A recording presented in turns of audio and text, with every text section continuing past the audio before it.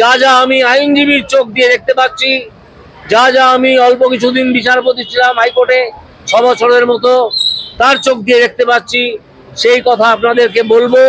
আপনারা একটু অপেক্ষা করুন।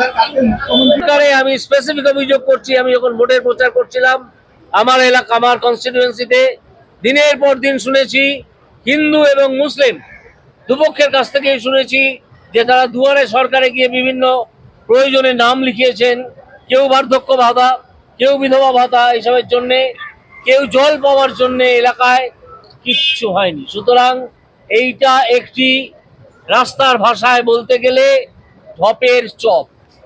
কিন্তু সরকারি প্রকল্প থেকে বাদ দেওয়া যায় এইভাবে? সরকারি প্রকল্প তারা নেবেন না, প্রতিবাদ করছেন বলে বলে দেওয়া হচ্ছে যে তারা লক্ষ্মীর ভান্ডার নেবেন। আরে দূর, ওদের কথা ছাড়ুন। ওদের তৃণমূল সরকারের, তৃণমূল কংগ্রেস পরিচালিত সরকারের বৈধতা নষ্ট হয়ে গেছে, এটা জেনে রাখুন।